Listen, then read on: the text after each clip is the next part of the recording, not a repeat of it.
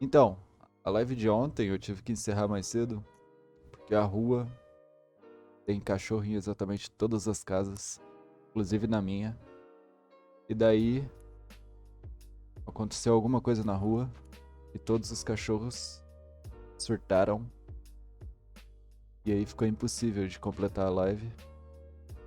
E isso não tá no meu controle. Então eu só encerrei que era melhor e hoje a gente continua de onde parou. Até porque também foi 40 minutos de live, então não perdemos muito. É, o que é relevantemente importante? Embora a gentileza do conselho de Elizabeth dê uma ideia da razão de a rainha ser tão amada por seus súditos, o conteúdo desse conselho oferece outro tipo de percepção. Qualquer coisa que atrai a atenção concentrada para si pode levar os observadores a superestimar sua importância. Quem, do outro lado da linha, poderia concebivelmente ter sido mais importante naquele momento singular do que Sua Majestade, a Rainha, por ocasião do 50º aniversário de seu reinado? Não consigo pensar em ninguém. No entanto, o autor desconhecido da chamada foi proclamado digno dessa importância, por ninguém menos do que a própria rainha.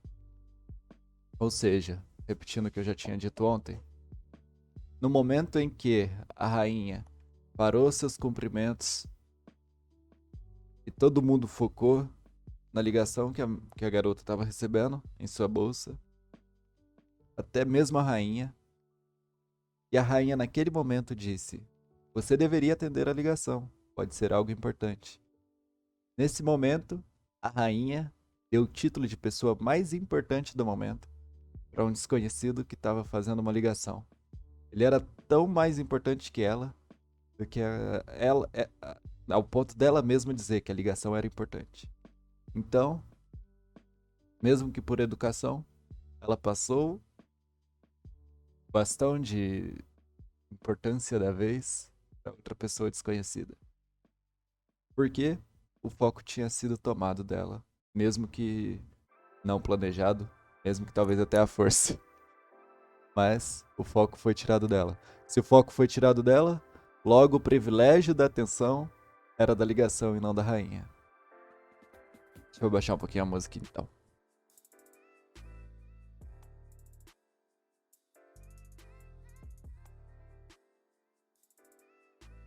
Ora, um crítico poderia argumentar que Elizabeth não superestimou nem um pouco a importância potencial do autor da chamada, e que sua reação resultou de uma tendência pessoal para a gentileza, e não de uma tendência humana para a má avaliação nesse tipo de situação.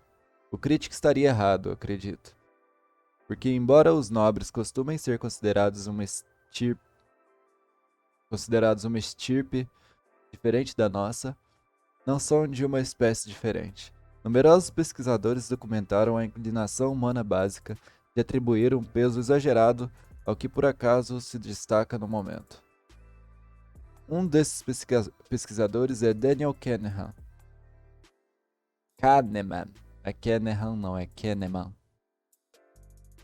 Que, por motivos pessoais e profissionais, é um excelente informante sobre as características e as causas do comportamento humano.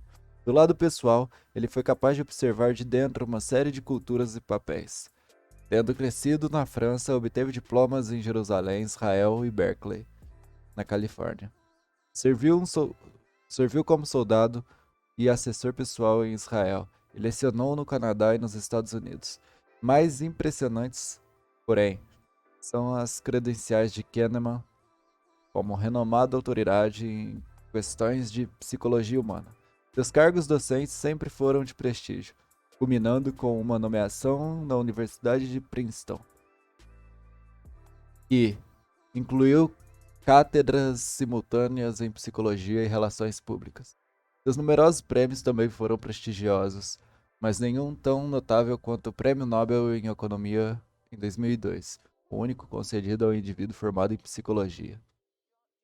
Então, o cara era formado em psicologia, teve vários feitos prestigiosos na sua vida, e desses feitos focados na psicologia, ele conseguiu ergueu um império econômico no qual ele chegou ao ponto de receber ser a única pessoa formada em psicologia a receber um prêmio Nobel da Economia.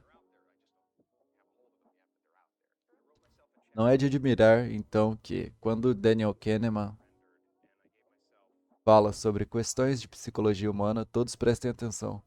Lembro de um antigo comercial de televisão de empresa dos serviços financeiros E. F. Hutton, que mostra dois homens de negócios em um restaurante cheio, tentando conversar em meio ao ruído de talheres retinindo, garçons ruidosos e falatórios nas mesas vizinhas. Um dos homens diz ao colega: Bem, minha corretora é E.F. Hutton, e a E.F. Hutton diz que o local fica em silêncio. Os garçons param de receber os pedidos. Os ajudantes deixam de limpar as mesas, os clientes cessam as conversas. Enquanto todos no salão se viram para ouvir o conselho, e a voz de um locutor entoa: Quando a E.F. Hutton fala, as pessoas escutam. Estive em várias conferências científicas em que o professor Kahneman falou. E, quando Daniel Kahneman fala, as pessoas escutam. Estou invariavelmente entre elas. Assim, observei com atenção sua resposta a um desafio fascinante feito a ele pouco tempo atrás por um grupo de discussões online. Pediram que Kahneman especificasse o conceito científico que, se bem compreendido, concorreria mais para melhorar compreensão de todos a compreensão que todos temos do mundo. Embora, como resposta, ele tenha fornecido um ensaio com 500 palavras descrevendo o que denominou a ilusão do foco, o título do ensaio sintetiza bem a ideia. Nada na vida é tão importante quanto o que você acha que é enquanto está pensando naquilo. Ou seja, nada na vida é mais importante do que o que você está dando foco ali no momento. Então, se existe algo pelo que você não pararia nada no momento para concluir aquilo, aquilo é a coisa mais importante do mundo. Independente do que seja. Só um segundo.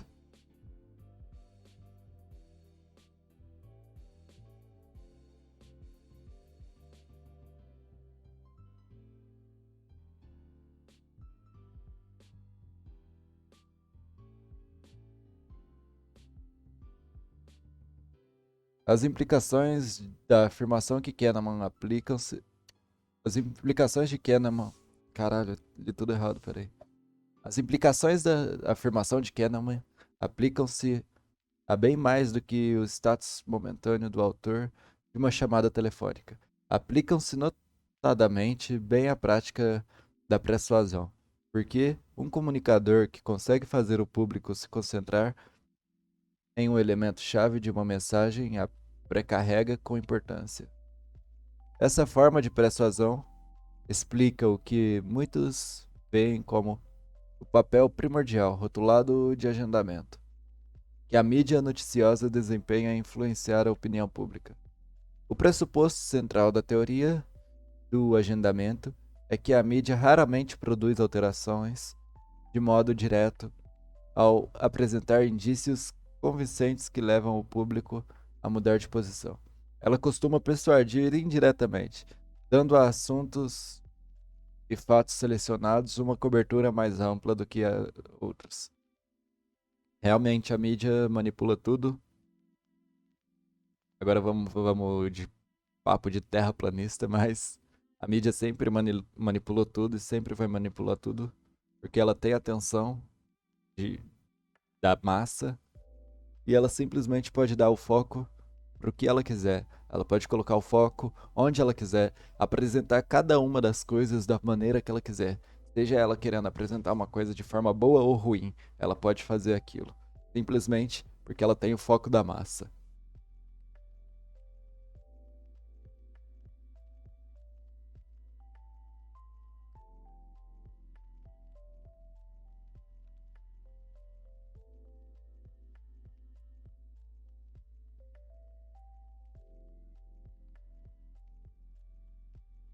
Ela costuma persuadir indiretamente, dando a assuntos e fatos selecionados uma cobertura mais ampla do que as outras.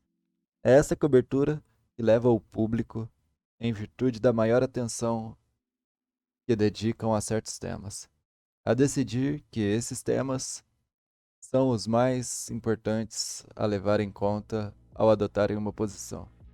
Como escreveu o cientista político Bernard Cohen, a imprensa pode ter sucesso de vez em quando em informar as pessoas em que devem pensar, mas tem um sucesso incrível em lhes informar sobre o que devem pensar. De acordo com esse ponto de vista, em uma eleição, o partido político visto pelos eleitores como tendo melhor posição na questão mais importante da agenda da mídia no momento tem mais chances de vencer. Ou seja, isso é muito real. O político que tem mais tempo na TV costuma ter muito mais foco e se sair muito melhor nas pesquisas. Por exemplo, um político que tem 40 minutos na TV num debate, ele vai esmagar o oponente dele que tem apenas 5 minutos de intervalo, 2 minutos de intervalo. E ainda assim tem os menores, que tem 40 segundos apenas. Então, as eleições são sim manipuladas e sempre vão ser. Mesmo que em pequenos detalhes, mesmo em coisas que não parecem manipulação. Mesmo que sem dizer nada, apenas por dar foco para um ou outro político, a TV, a imprensa, a mídia manipula tudo, inclusive as eleições. Papo de terraplanista agora. Esse resultado não deve parecer preocupante desde que a mídia tenha realçado a questão, ou conjunto de questões mais cruciais para a sociedade na época da eleição. Infelizmente, outros fatores costumam contribuir para as opções de cobertura, como se um tema é simples ou complexo, empolgante ou tedioso, familiar ou desconhecido ao pessoal da sala da redação, caro ou barato de examinar, e até favorável ou não às inclinações políticas do diretor de jornalismo. Ou seja, simplesmente pelo diretor do jornalismo não acreditar em tal pauta, ela já é tirada ou tem menos foco. Então, o próprio editor de jornalista está elegendo quem ele quer no poder, e não a grande massa. Como assim uma pessoa está elegendo? Uma pessoa tem o poder do foco, então uma pessoa pode eleger quem ele quiser, usando todo o resto.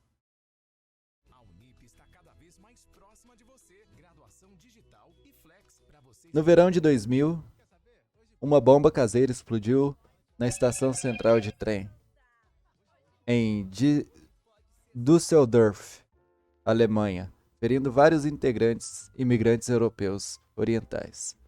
As autoridades suspeitaram desde o início que um grupo de extrema-direita com a agenda anti-imigração fosse responsável pelo ato, um aspecto sensacionalista do caso.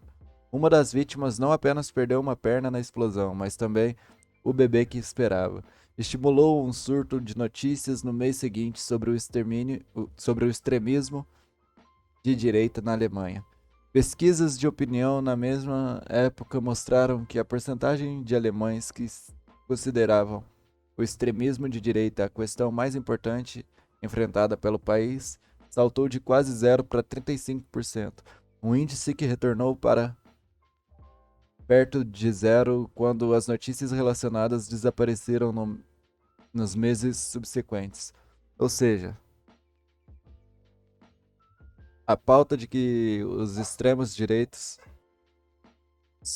deveriam ser eliminados, assim, não sei que palavra encaixar, porém, seriam eliminados. Foi de 0 a 35% simplesmente pela notícia ser manipulada e dizer que o ataque foi de extrema direita. E assim que as notícias pararam, voltou quase a zero a porcentagem de pessoas que se importavam com os extrema direita. Ou seja, o foco não estava mais neles. Então logo eles perderam o privilégio de ser notícia. Eles perderam o privilégio de ser odiado. E ser odiado, acreditem se quiser, nem sempre é uma coisa ruim. Porque o foco vai estar em você. Você ainda assim vai poder falar o que quiser. Simplesmente por ter o foco e a atenção, teu privilégio. Então não se importem de ser odiado vez ou outra. Porque simplesmente é como a mídia funciona. E você não precisa estar necessariamente errado para ser odiado. Um efeito semelhante apareceu mais recentemente nos Estados Unidos, com a aproximação do 10º aniversário dos ataques terroristas de 11 de setembro de 2001. Cara, será que eu posso falar disso? Será que eu posso citar essa data? Puta merda, agora eu não sei real se eu posso. O YouTube eu sei que não pode, cara.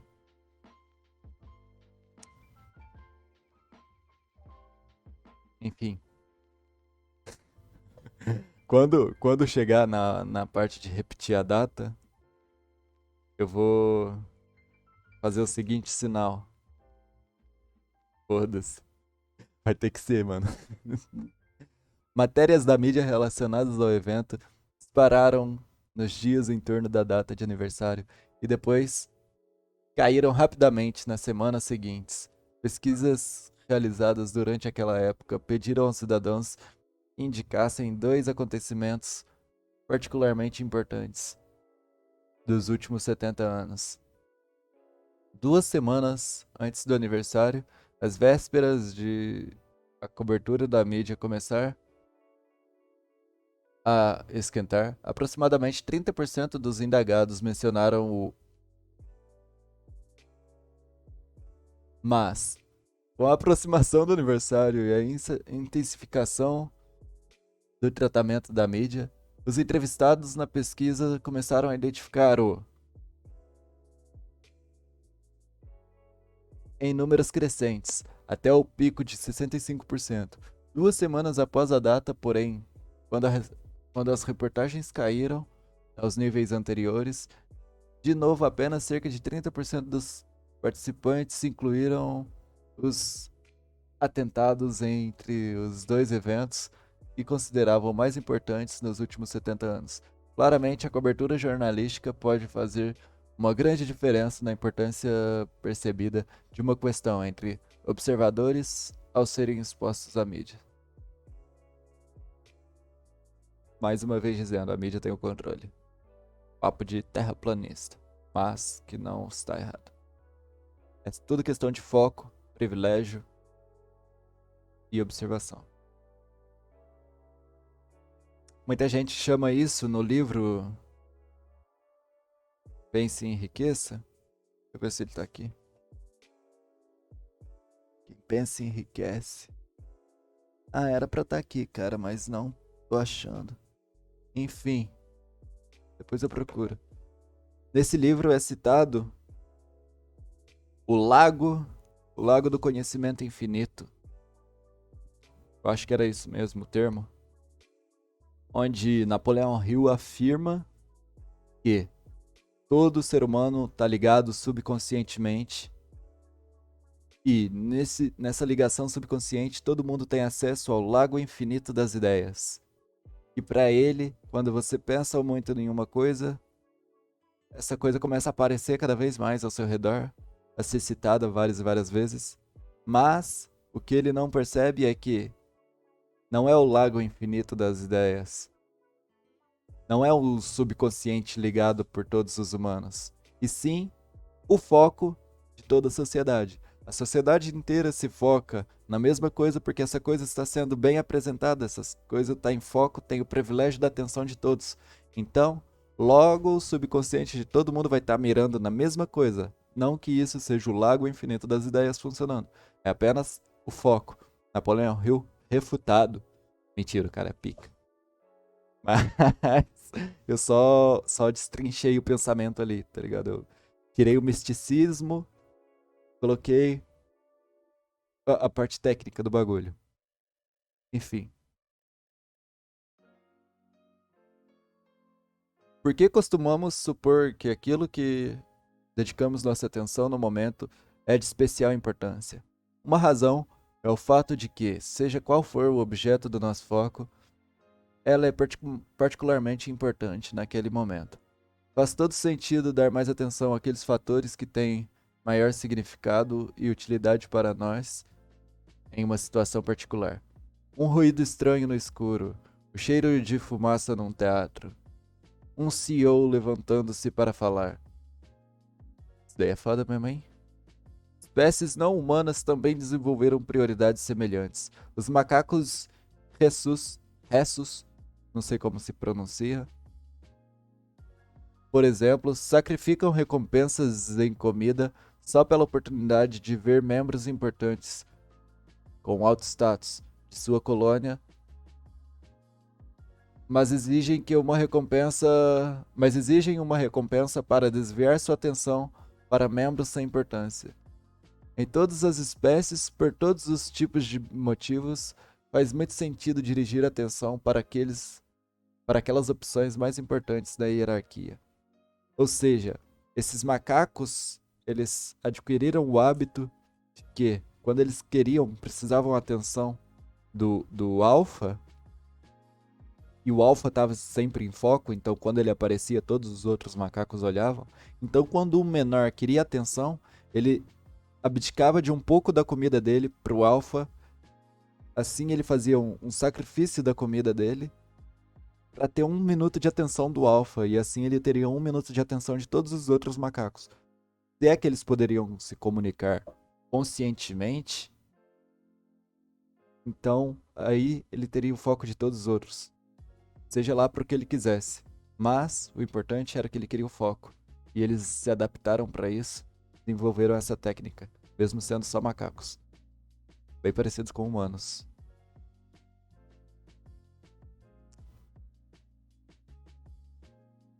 Mas esse sistema sensato de concentrar nossos limitados recursos de atenção no que é particularmente importante possui uma imperfeição.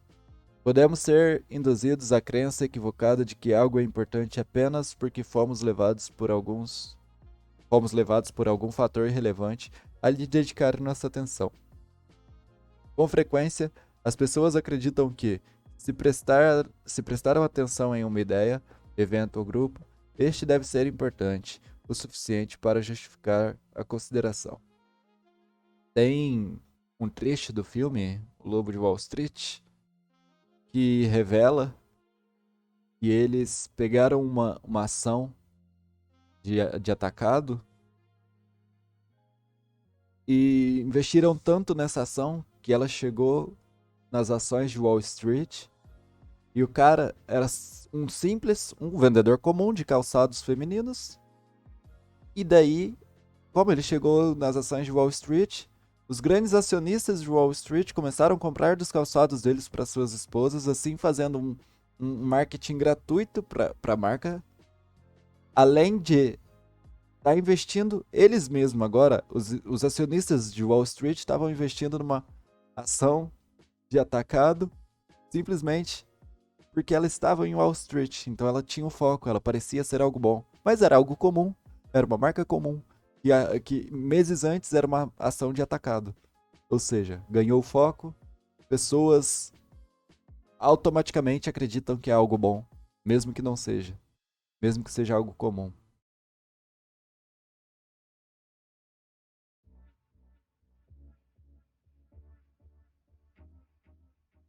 Isso não é verdade, como os exemplos de agendamento alemão e americano revelaram.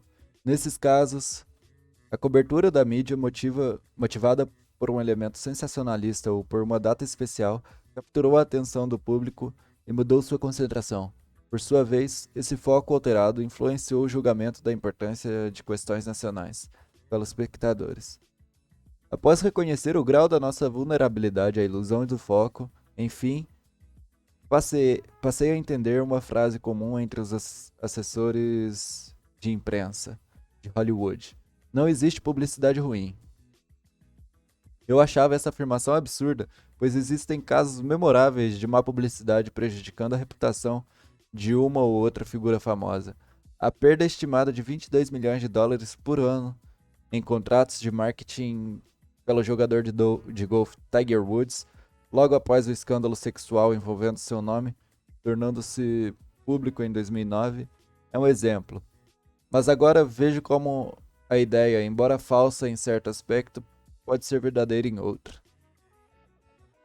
Costuma-se dizer que o destino mais temido pelas celebridades é ser ignorado. Bando de afetado, carente, esquecidos ou removido de algum modo da consciência cultural. A publicidade poderosa de qualquer espécie as poupa desse destino por colocá-las sob os holofotes, e a pura atenção unge-as de uma suposta importância, sobretudo no meio artístico, em que o valor de alguém é quase totalmente subjetivo a uma presença pública elevada, contribui para essa importância. Dessa forma, as pessoas pagarão para ver celebridades consagradas em suas apresentações, produções e aparições, porque estas, como indivíduos, parecem ter importância. As colônias de macacos não são o único grupo cujos membros pagam para ver figuras aparentemente importantes. Ou seja, a gente é macaco. Então, uma boa publicidade precisa de um grande público, por isso muita gente. Eu não recomendo isso. Jamais vou recomendar isso. Isso é a pior besteira que você pode fazer se você está querendo crescer no Instagram. Mas muita gente paga por bots, por fazendas de seguidores no Instagram, assim aumentando o seu número de seguidores, dando a impressão de que tem autoridade. Mas, se for parar para ver nos mínimos detalhes, seu engajamento é sempre baixo. Então não importa você ter uma grande quantidade de seguidores, ou acho que pessoalmente não tem como isso acontecer. Mas é como você vender uma bilheteria inteira para uma apresentação de teatro, mas chegando no teatro eram uma plateia fantasma e você mesmo comprou seus ingressos. Ou seja, você vai apresentar para quem? O engajamento vai morrer, é claro, não vai ter ninguém, mesmo que você esgotou a bilheteria. Quem que vai propagar seu nome? Quem que vai chegar para outra pessoa e dizer: "Nossa, o show foi uma maravilha. O teatro foi ótimo"? Ninguém, porque ninguém assistiu.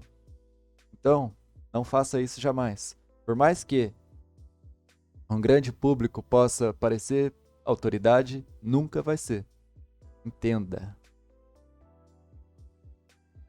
Assim, o persuasor que engenhosamente atrai a atenção externa para o aspecto mais favorável de uma oferta transforma-se em um persuasor de sucesso. Ou seja, torna-se eficaz não apenas de uma forma direta baseada na atenção, levando o público a examinar plenamente aquele aspecto, mas também fazendo com que deem ao aspecto uma importância exagerada ainda antes de o examinarem. Ou seja, o número de seguidores dá um aspecto exagerado de autoridade, sem nem mesmo ser examinado, tá ligado? Porque quando você para examinar, o engajamento não existe. Então, logo, seu público não existe, você é uma farsa. É o que tem acontecido muito ultimamente. Ontem mesmo me ofereceram bots para gerar mil seguidores. Eu fui um pouco grosso com o vendedor ali do serviço. Não me arrependo, mas não tem necessidade de ser grosso, porém, totalmente errada essa técnica. E isso detona ainda com a reputação de todos os outros caras que fazem um trabalho sério. Enfim. Vou beber um pouco de água. A garganta secou.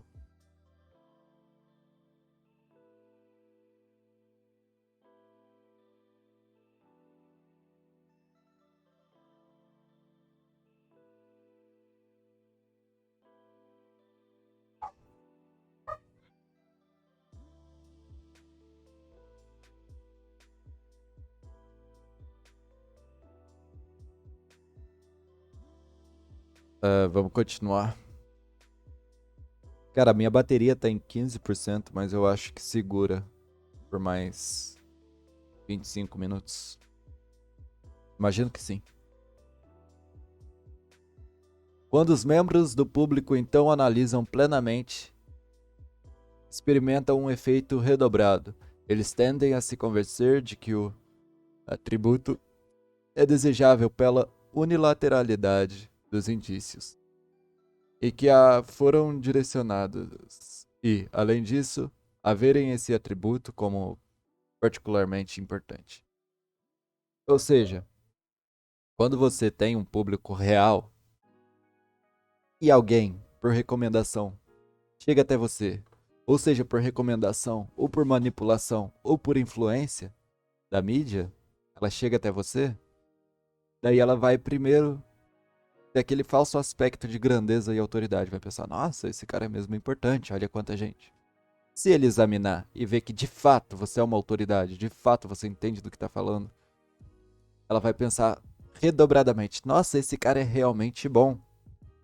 Mas, se você for uma farsa, vai acontecer muito pelo contrário. O cara vai te achar uma piada. Enfim, vamos para mais um título. Estradas secundárias para atenção. Cara, eu esqueci de olhar o chat, perdão. Mas não teve nada. Estradas secundárias para atenção. É empolgante e preocupante, dependendo se você está jogando no ataque ou na defesa. Reconhecer que esses resultados persuasivos podem vir de técnicas de mudança da atenção tão sutis a ponto de não serem reconhecidas como agentes de mudança. Vejamos 3 exemplos de como os comunicadores usam tais táticas sutis com grandes efeitos. Controlar o fundo. Agora, se isso for o que eu estou imaginando, vamos nos colocar hipoteticamente numa sala de teatro. Vamos ver se é exatamente isso. Controlar o fundo. Vamos supor que você abriu uma loja de móveis online. Os caras vão dar exemplo, então retira a parte do teatro. Vamos supor que você abriu uma loja de móveis online, especializada em sofás. Alguns modelos atraem os consumidores por causa do conforto e outros por causa do preço. Você imagina alguma ação que possa levar os visitantes do seu site a se concentrar no aspecto do conforto e assim preferir comprar um sofá confortável e um mais barato?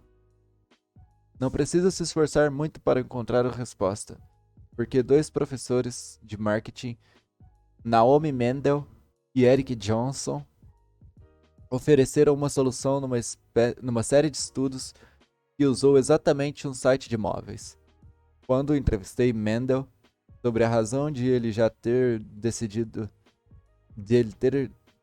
decidido explorar esse conjunto específico de assuntos, ele disse que sua escolha estava ligada a 2 grandes questões não resolvidas no campo de marketing.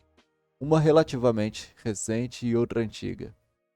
O tema novo na época era o e-commerce. Isso nos Estados Unidos. Papo de 2002, eu acho. Já aqui começou só agora. Cara, o Brasil, eu tinha falado com a minha namorada esses dias pra trás, assistindo South Park.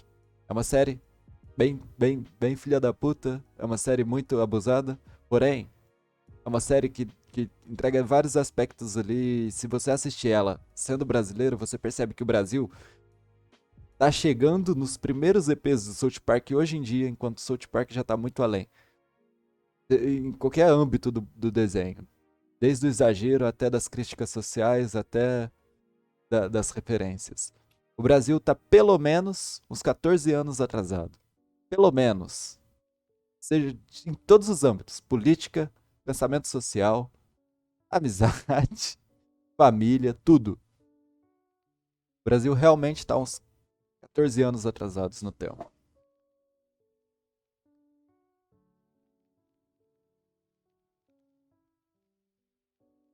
Cadê? Quando ela começou. O foco era. O Brasil só tá focado no e-commerce agora, de 2006 ali. Não, 2006, viajei. 2016, 2017 pra cá foi começando a ganhar um grande foco. Mas nos Estados Unidos já faz anos. Uns 10 anos atrás, se for parar pra pensar, em 2016, caso eu estivesse lendo isso em 2016.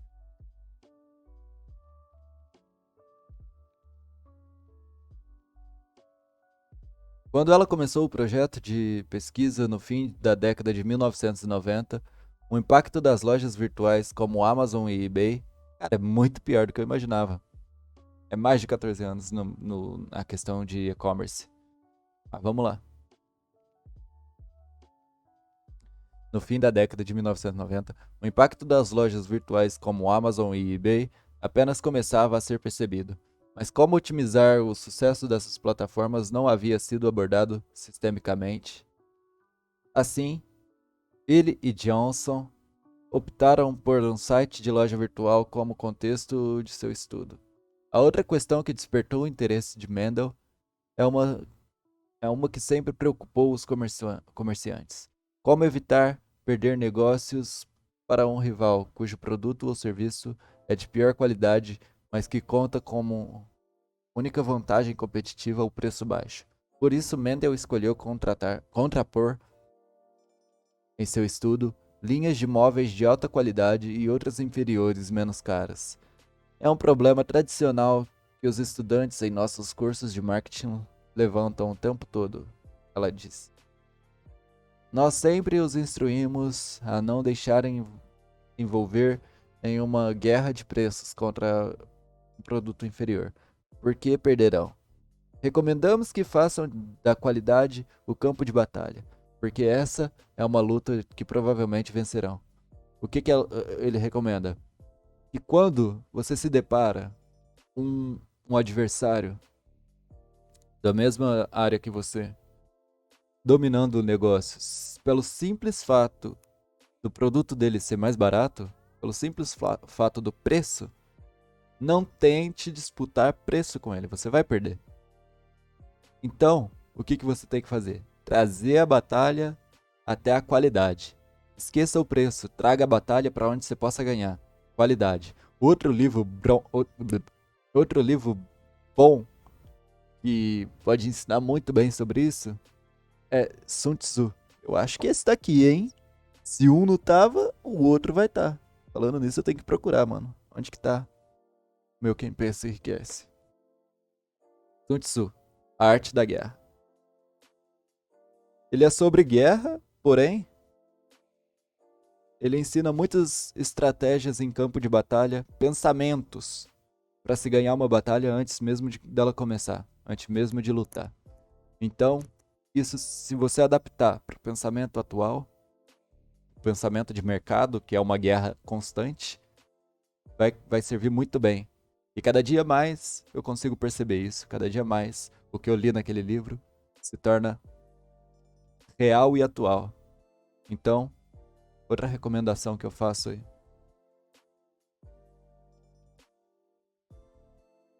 Felizmente para mim, ele continuou.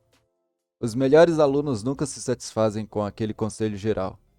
Eles diziam, sim, mas como? Eu não tinha uma boa resposta, o que me deu uma ótima questão para elucidar em meu projeto de pesquisa. Felizmente para nós, após analisar seus resultados, Mendel e Johnson estiveram em condições de fornecer uma resposta espantosamente simples à pergunta: sim, mas como? Em um artigo que passou praticamente despercebido quando de sua publicação em 2002. Eles descreveram como conseguiram atrair a atenção de visitantes do site para o objetivo do conforto por meio de uma simples estratégia de pôr um papel de parede com nuvens fofinhas na página inicial do site. Essa manobra levou os visitantes a atribuírem níveis elevados de importância ao conforto, quando indagados sobre o que buscavam em um sofá. Aqueles mesmos visitantes também se tornaram mais propensos a pesquisar no site informações técnicas relativas ao conforto dos sofás disponíveis e, mais notadamente, a escolherem um sofá mais confortável e mais caro para a compra. Ou seja, foi muito simples o que ela fez. No site deles, colocaram um banner de nuvens fofinhas. O que nuvens fofinhas remetem na cabeça de quase todo mundo? Acho difícil não remeter isso na cabeça de alguém. Conforto. bem-estar, um sono de qualidade, um sono calmo, leveza. Leveza. As nuvens são o que? Leves, elas flutuam calmamente pelo céu, sem preocupação, tranquilamente. Independente do que aconteça, elas estão calmas, confortáveis, familiares. Então, simplesmente colocando banner ali, o site dos dois remetia a conforto e fazia com que os clientes pesquisassem por coisas mais confortáveis, apesar de mais caras, eram mais confortáveis. Ou seja, eles ganharam a guerra com uma simples técnica de mudar o subconsciente do cliente, de atrair o cliente pelo subconsciente, pelo que estava mais perto. Foi o que a gente leu um capítulo atrás sobre a balinha tá ali disponível para todo mundo pegar assim que entrasse na loja de doces. Então a pessoa compraria a balinha que ela ganhou a amostra grátis. O que tá mais perto atrai o que a gente tem interesse. Se você tem interesse em alguma coisa, o quanto mais perto ela tiver, ou pareça estar mais perto, você vai direto nela, porque parece um caminho de menos resistência e seu cérebro é preguiçoso, ele prefere as coisas que tenham menos resistência. Tudo se liga, cara. Tudo se liga. Não é possível, cara. É óbvio, porém, sua mente não foi condicionada a pensar. Mais uma vez, tudo se liga. Isso é incrível, velho. Porra, isso vai virar um corte. Filé. Para se certificarem de que os resultados se deveram ao papel de parede da página inicial e não de algumas preferência humana geral, por conforto. Mendel e Johnson mudaram